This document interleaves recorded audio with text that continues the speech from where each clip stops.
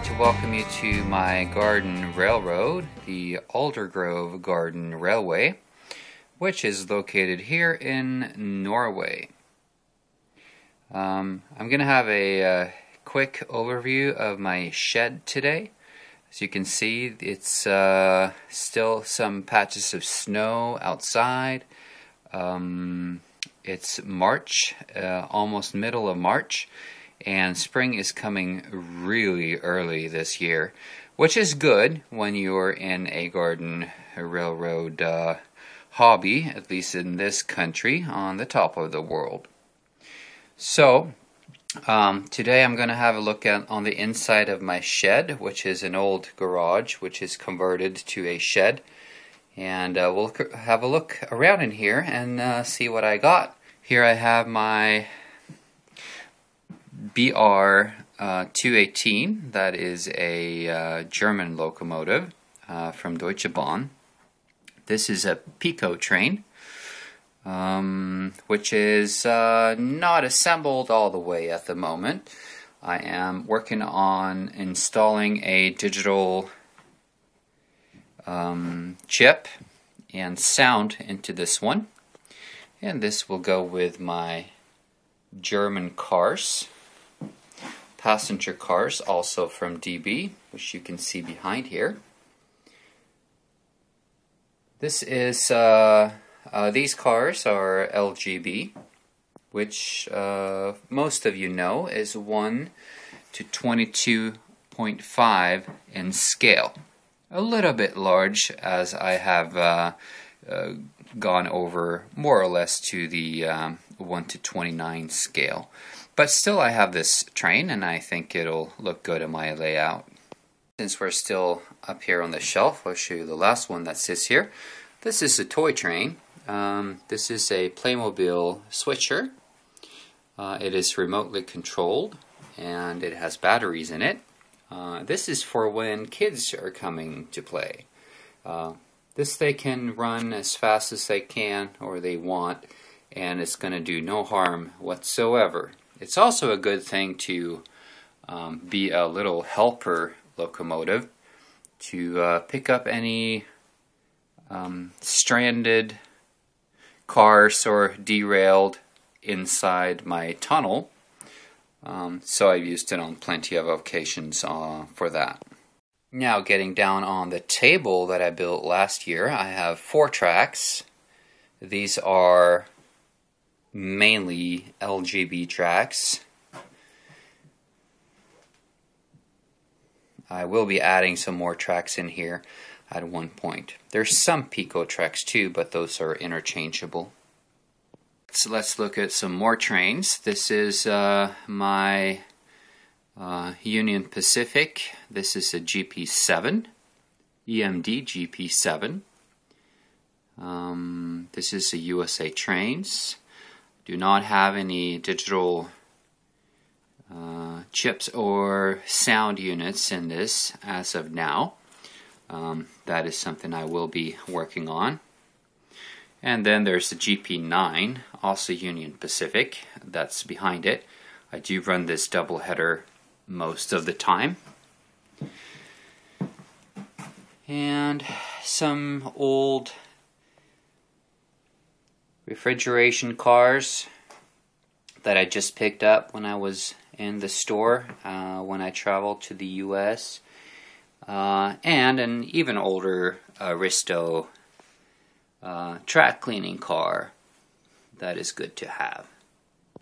And then moving on over to the last track, which is a Class 66. It's a British locomotive. This is Aristocraft. Seems to be a little lower or smaller than the others. It's supposed to be that way. It is designed to go through the British narrow tunnels or low tunnels, so it is long and it is low. And then looking at some of my tracks, I have 1, 2, 3 switches here. Those are LGB, the largest of the LGB switches, which for my class 66 is at the limit for radius. I am considering ordering some USA trains switches to 3-foot switches from the US, which would at least out on my layout, that would add some more realism on the layout. But in here, this just for parking the trains, that is sufficient. I made myself a little control panel for the different tracks. There's 4 tracks and they're isolated. And also I have an LGB switch machine, which you can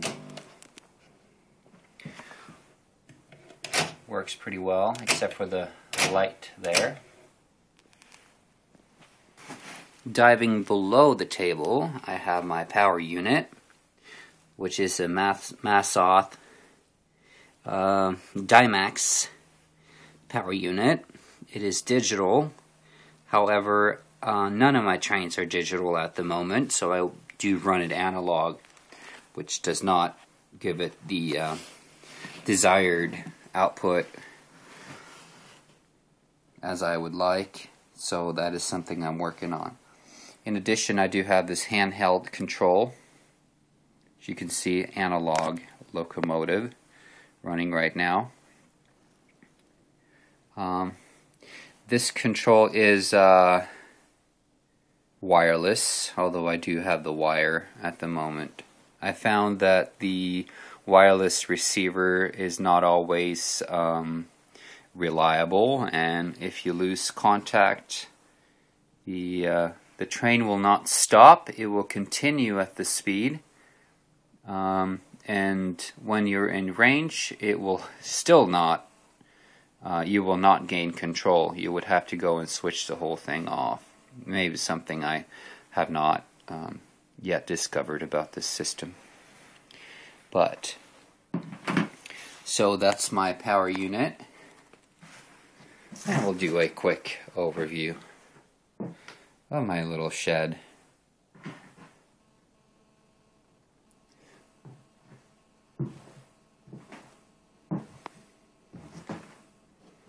And so yeah, anyway, thank you for watching. Please like, comment, or subscribe if you want to see more from my garden railway. I will be doing some filming outside this summer. There's still patches of snow in a lot of areas covering the track, so I will be waiting for that to thaw. And once that's done, I will be starting to add some more tracks, as this is always a work in progress. So thanks for watching. I'll see you in the next video.